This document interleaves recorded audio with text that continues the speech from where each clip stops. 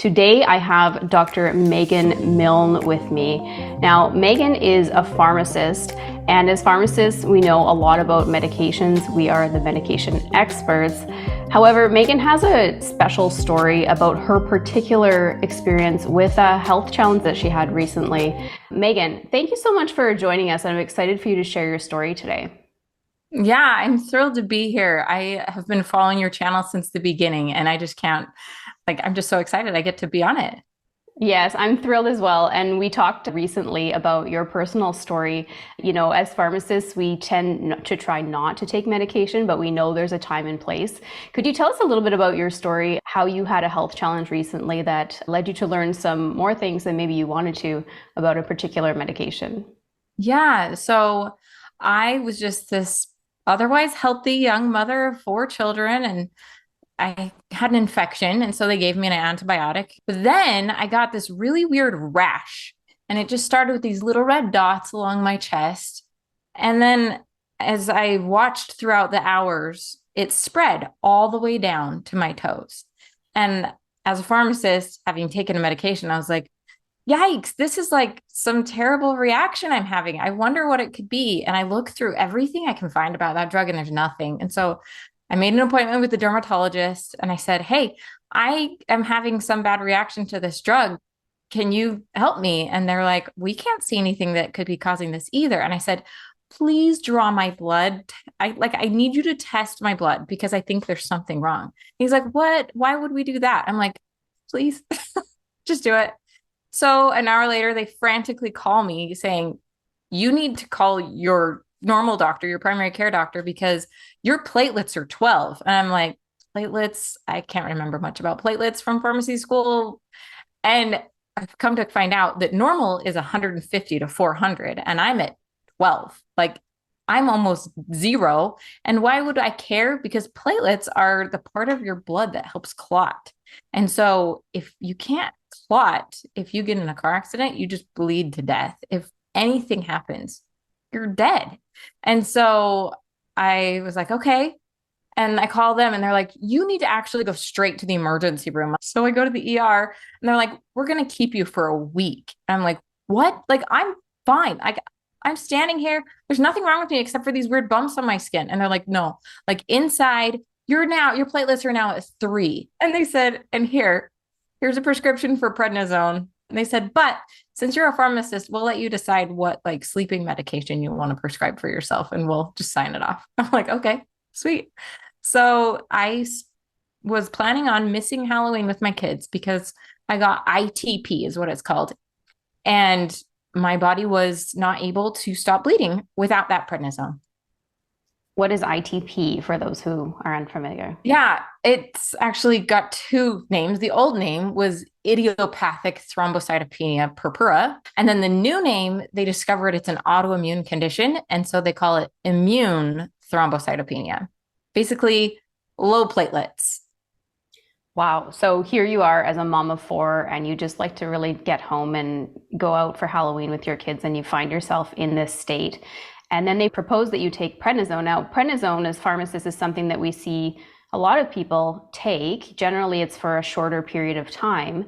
But we are aware that there's a lot of side effects associated with this medication. And I assume this is why you were apprehensive. And I think apprehension is not something that just pharmacists feel with this medication, right? There are a lot of patients that are also apprehensive about this. So at this point in your story, you're in the hospital and you're taking prednisone. What did you do for sleep, and how did you feel while you were on this? Did you develop side effects right away, or did it help improve your condition fairly quickly? So I ended up on Ambien, which is the generic name Zolpidem, is what they let me take while I was in the hospital. So that was what I used for sleeping. And I didn't really notice much at first. But what I really cared about was that my platelets went back up, and they did. After just like 72 hours, my platelets went back up, and they said, okay, just keep taking this and you can go home. And I was like, awesome. It's going to be like 10 days of this, and then this whole thing is over. I thought that like those 10 days, like that was my whole experience with prednisone. Like that's what I'd seen. The prescriptions I dispensed were like 5 days, 10 days, maybe 20 days supply. And then that was it. Like there aren't that many people who take it long term. And I didn't think I could possibly be one of them because my platelets went back up, right? Like everything's fine. Except that once my prednisone dose started to drop, then the autoimmune part like was like, oh, you're not suppressing me anymore. And it would kill the platelets again.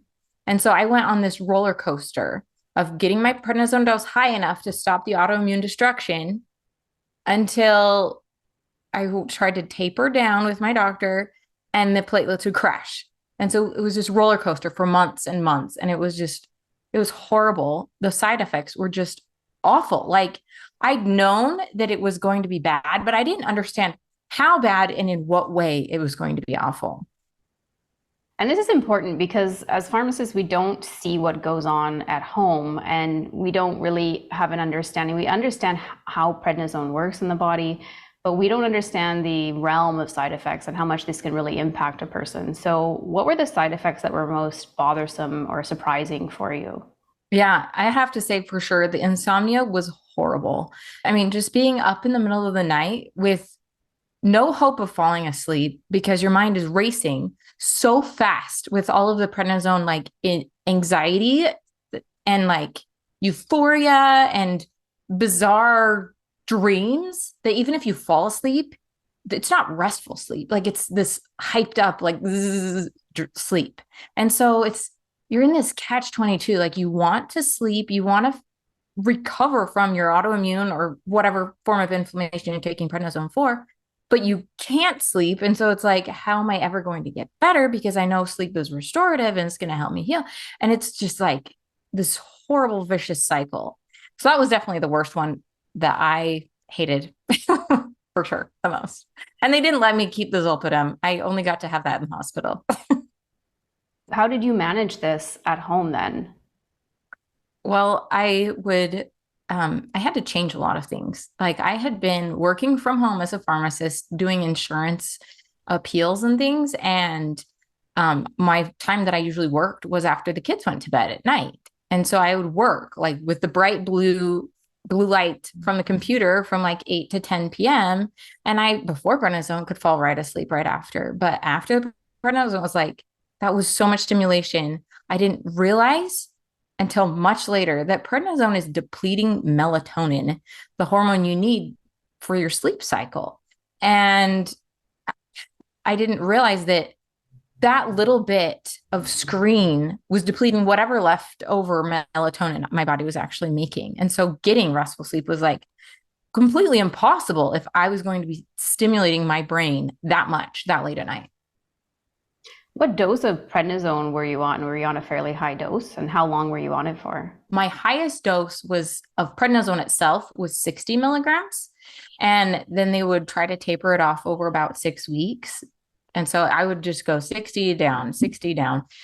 But they also tried prednisone's sister drug called dexamethasone.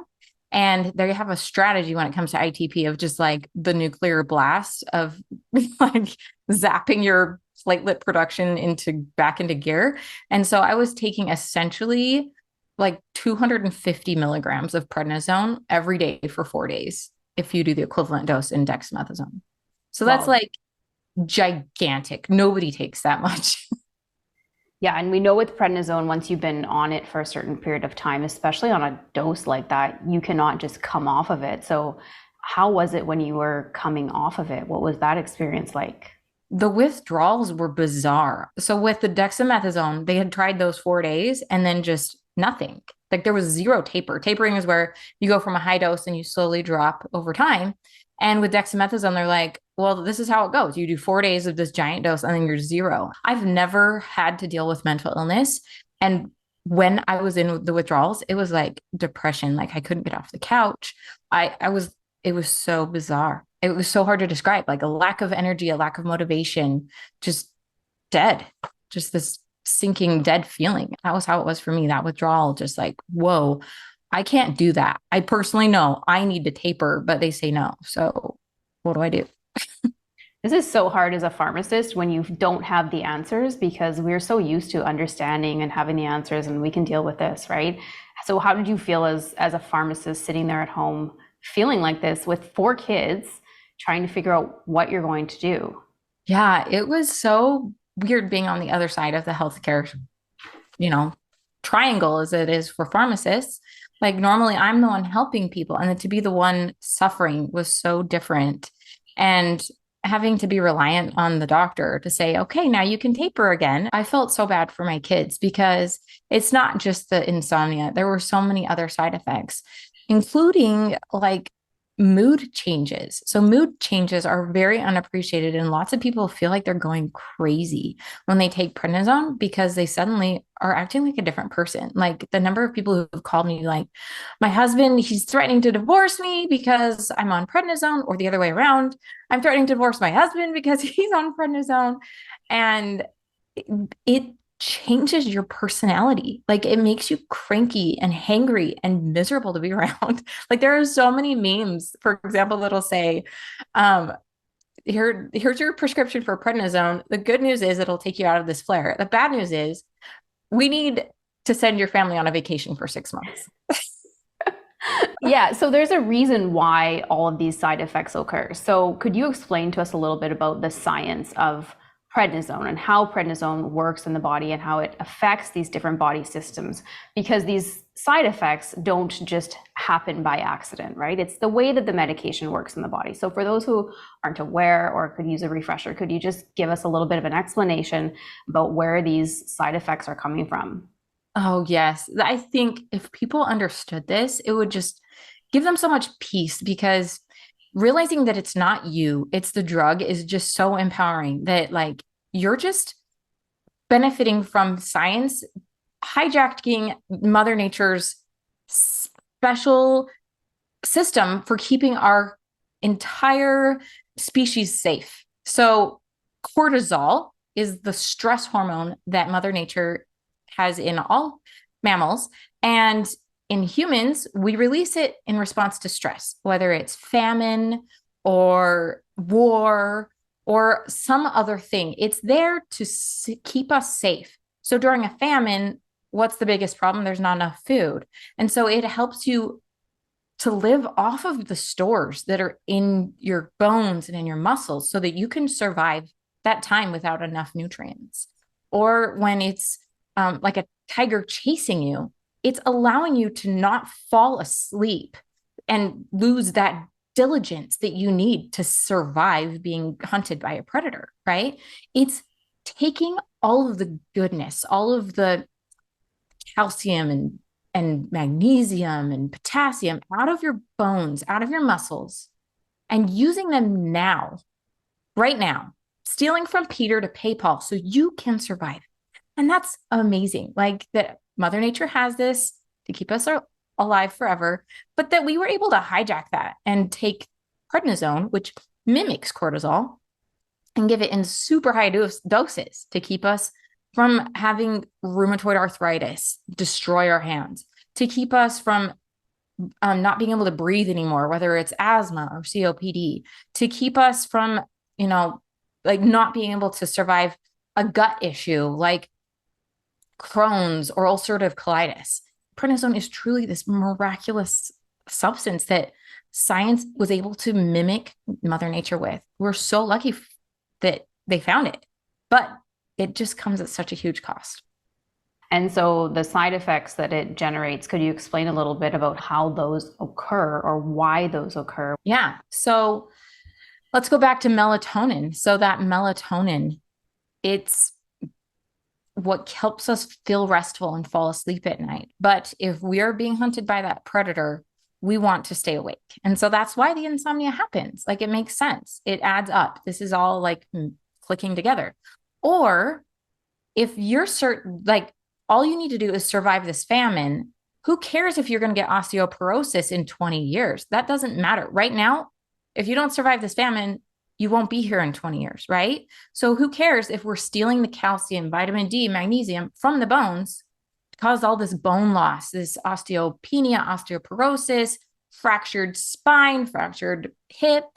Like none of that matters in 5, 10, 15 years if you don't get through this moment, right? So those make sense. Also, the blood sugar changes People complain all the time of the weight gain. 70% of people on prednisone gain weight while on prednisone.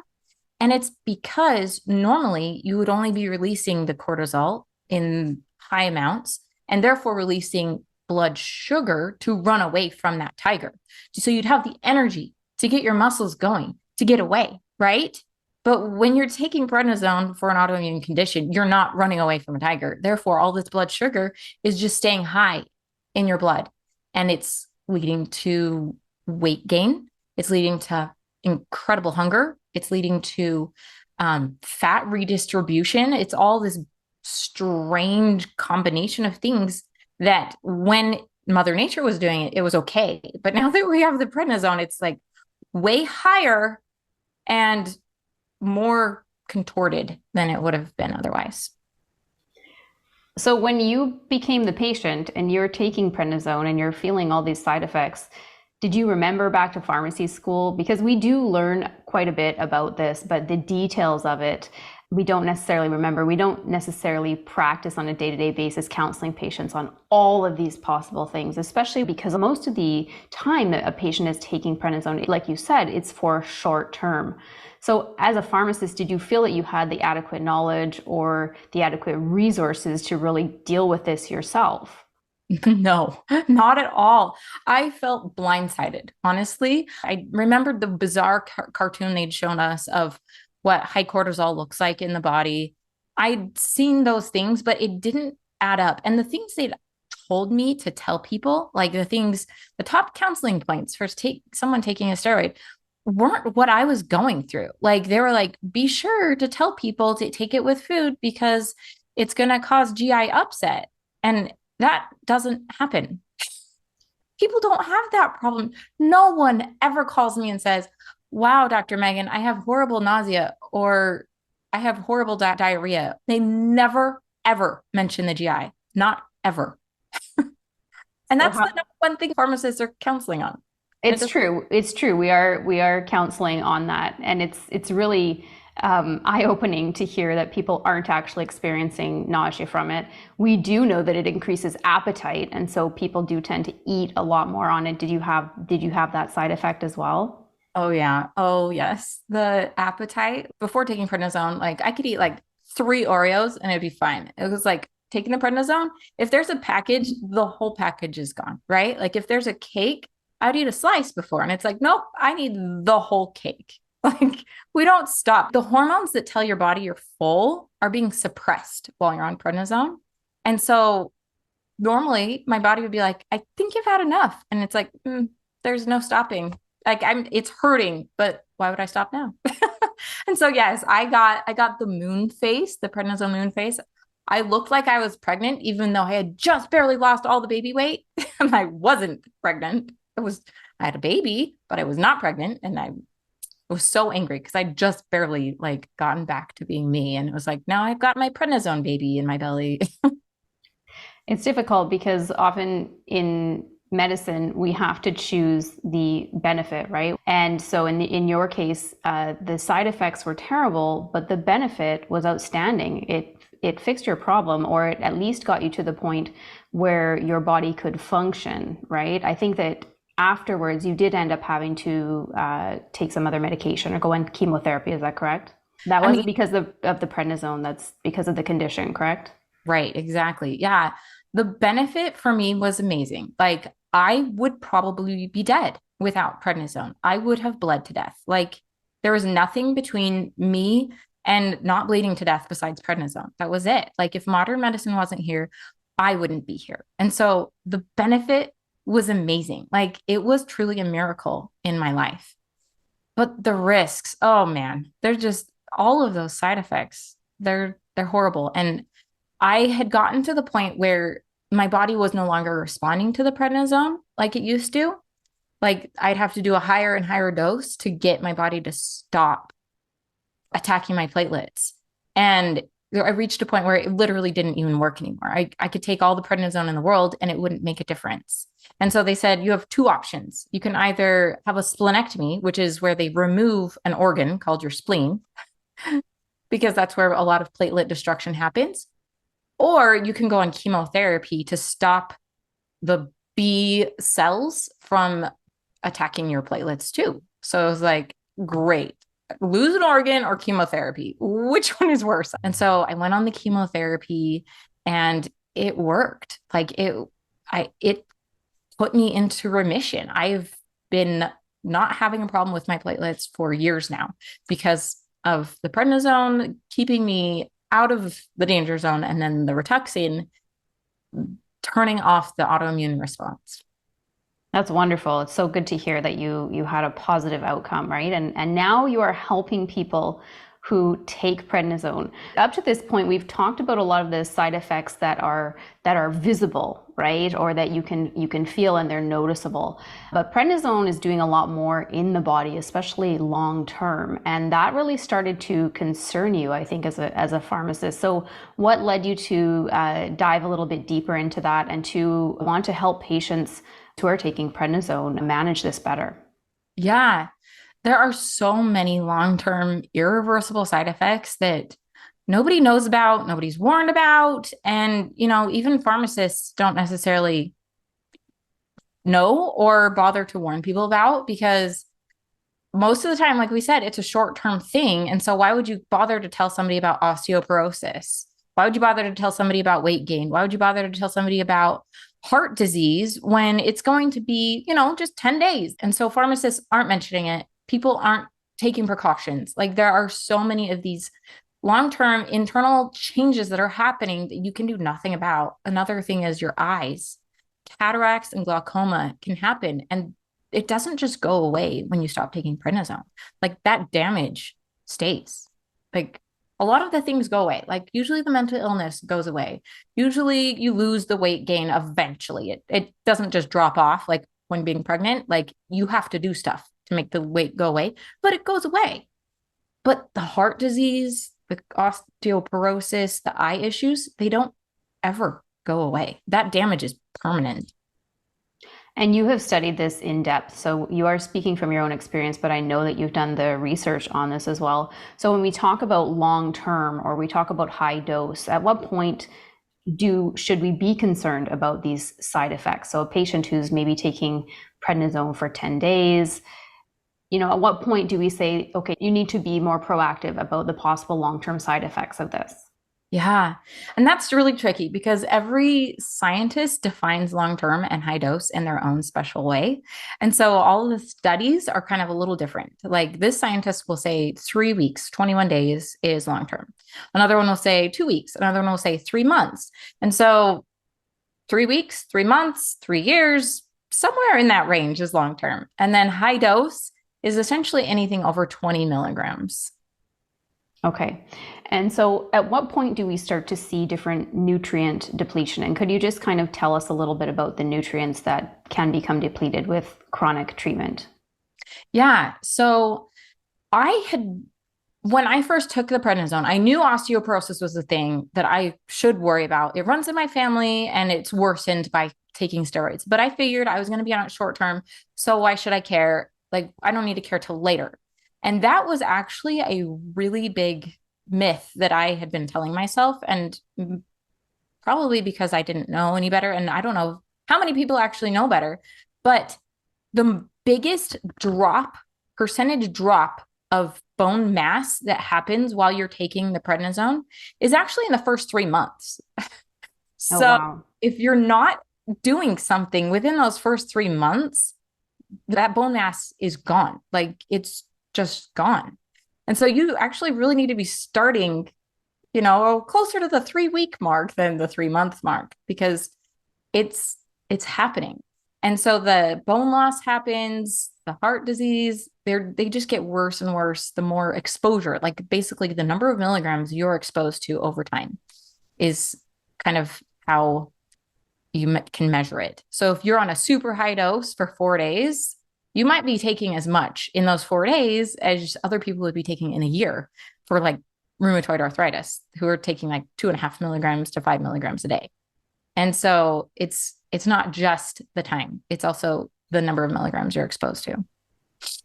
Are there any other side effects or things that people should know about taking prednisone long term? Yeah. And I didn't finish answering your previous question about the nutrient depletion. So that was just the calcium. Then there are other nutrients depleted.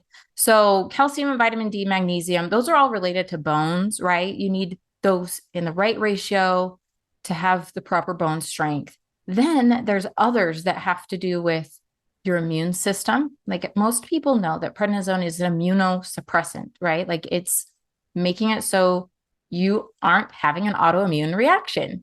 That makes sense. That's why we're taking it. But it's doing that in several ways, in addition to depleting your zinc, your vitamin C, and other really important nutrients that you need to fight off infections. And so that's really important that you're replenishing those.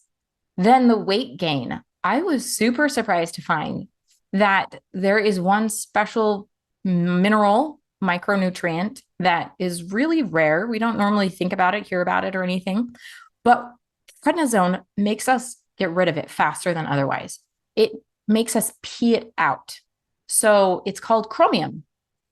And chromium, you usually only need a tiny bit, but because you're peeing it out, you actually need to be taking it while on prednisone because chromium is part of a matrix of blood sugar and insulin. If you don't have the chromium, the insulin can't quite do its job in allowing the sugar into the cell. So that's one of the reasons we have high blood sugar while on prednisone. It's because your ability to put the sugar where it's supposed to go inside a cell is being impaired. It's causing insulin dysregulation, insulin resistance. And you've got to have that chromium to overcome that. And so when they give chromium, not only is it helping with the blood sugar, it's also helping with that hangriness. Like when you feel so hungry, you're angry. And so it helps with that. And another thing that I haven't mentioned yet is the muscle loss. I kind of did, but like people get round faces, round bellies, and really skinny arms and legs because the muscles are being depleted. And the type of weight loss that chromium helps with doesn't deplete muscles. Often the weight loss is from muscle loss, but it's not happening when you use chromium. Chromium helps lose the weight that's the fat weight, which is the exact kind of weight that you're gaining when you're on prednisone, not the muscles. So it's like chromium is an amazing mineral that you need while on prednisone, and no one talks about it. It's like the secret that you really need to know, and nobody tells you. So is that related to that moon face that is so well known? Does that usually go away with time? Yeah. Okay. So I'm not sure if there's much of a relationship between the chromium and the moon face. I'm not sure about that.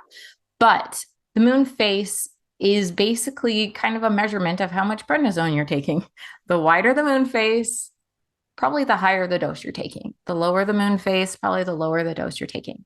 And so, yes, it goes away for some people below 10 milligrams, for some people below 5 milligrams. And it usually goes away within about 3 weeks of being totally off of prednisone. And do you have any knowledge you could share with us about how prednisone might affect the gut? Yeah. So the gut, that was one of the things I kind of mentioned at the beginning was like pharmacists are told you've got to take this with food, right? And it's because we're told it causes ulcers. And what they've done, it's fascinating.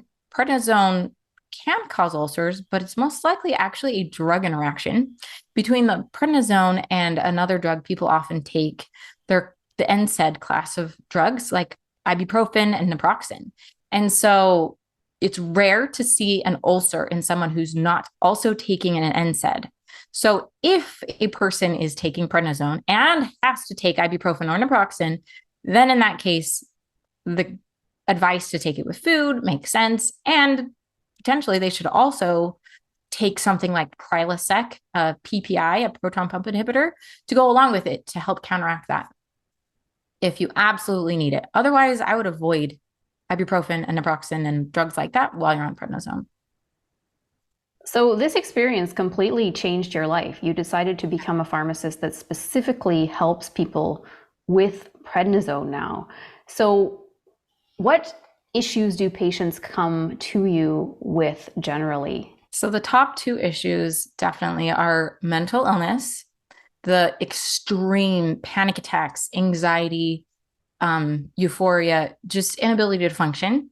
People call me and they're like, I've never been like this. I've never had mental illness before. And suddenly I can't even sit on the couch and watch TV. I can't handle my kids. I can't handle anything. That one really surprised me, actually. Like the number of people who call me just completely desperate, nobody believing them, nobody offering them any help, checking themselves into hospitals, and they're like, you're fine, go home. And they're like, but you can't do this. I need help. Like I might just do something and I don't know. I can't control myself. You've got to help me. So that's the first one. And then the second one is tapering. The prednisone withdrawal syndrome is awful. And people aren't warned enough about it, don't realize that it happens. And what they describe is just so heartbreaking and miserable. Yeah, it's really difficult to taper, and I have people who have told me that they get to a certain dose and every single time they just cannot get beyond that dose. They try to go down and then everything flares up. Can you explain to us a little bit so people understand why that happens and what's happening in the body?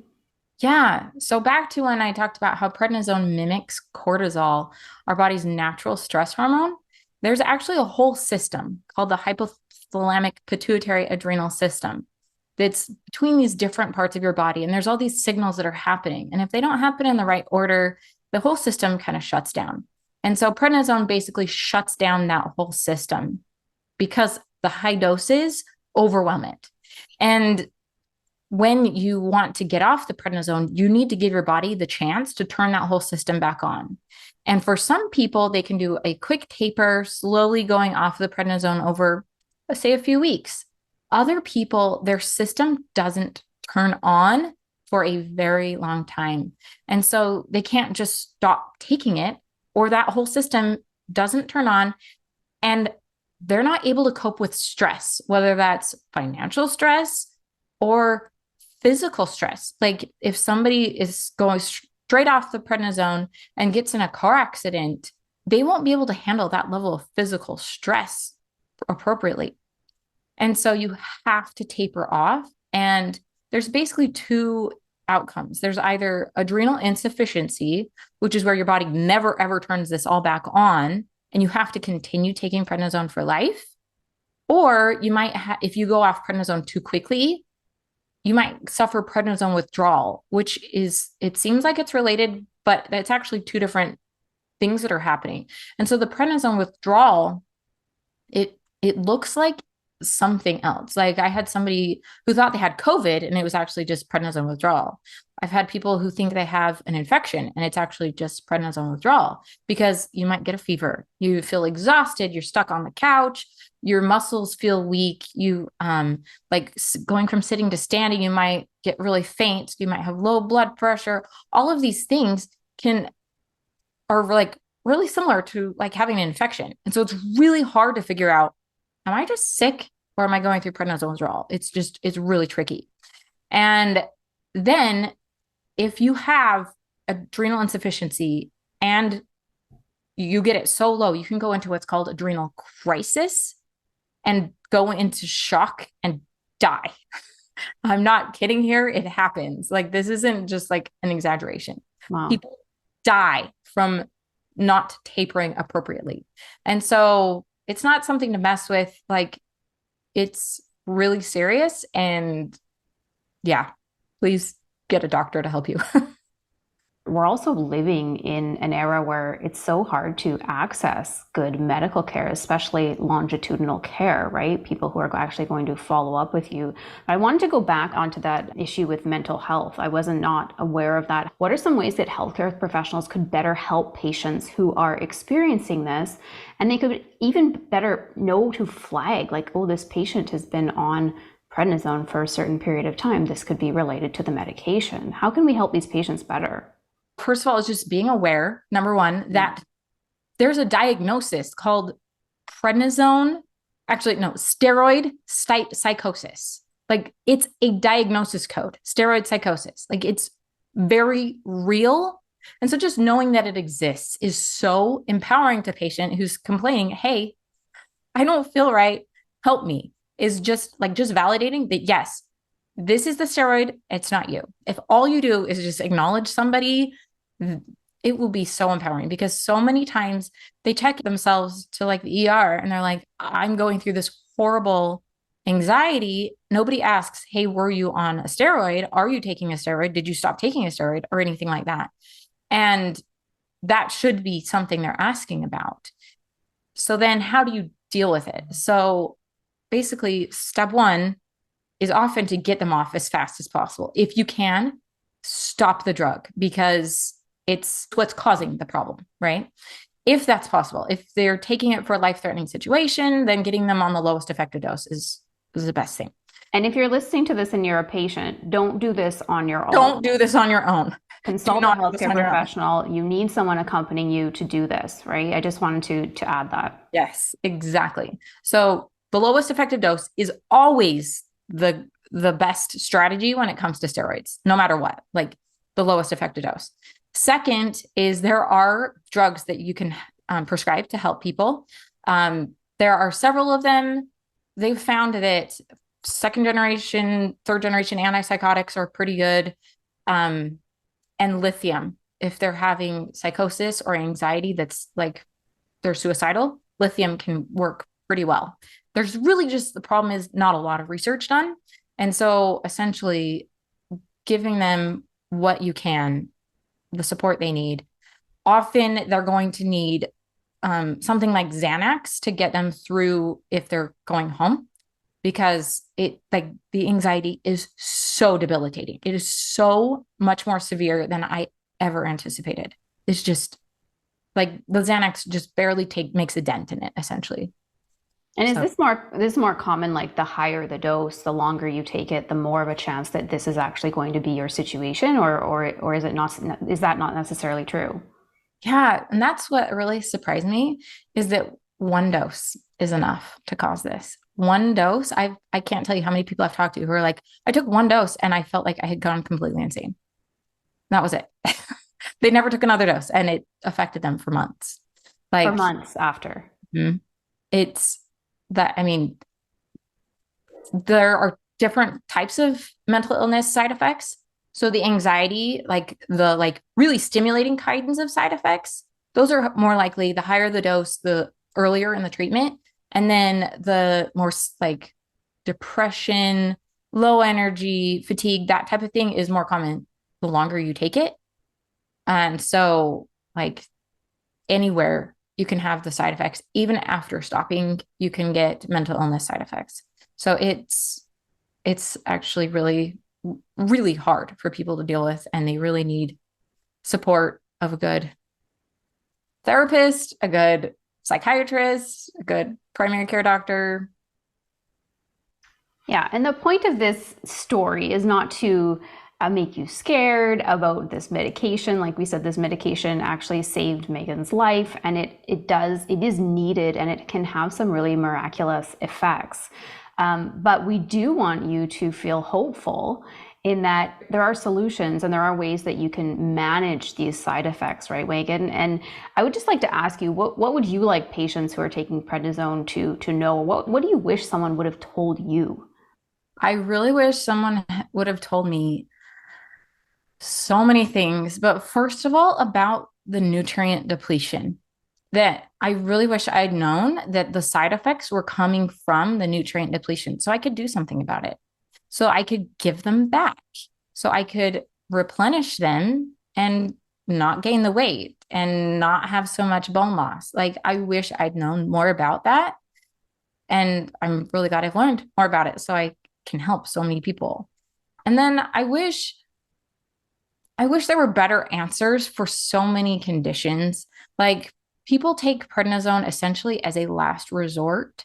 And so if your doctor is giving it to you, it's probably necessary. But if you don't know for sure that the benefits of that outweighs the risks, which we've talked about, then you need to find out more. So I talk to people who are like, my doctor prescribed it for poison ivy.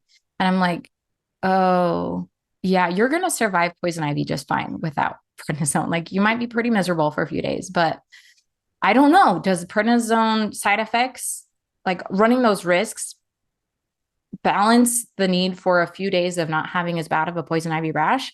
Like, that's a question you really have to get an answer to. And so I can't answer that in most cases for people because I don't know enough about their health, their conditions.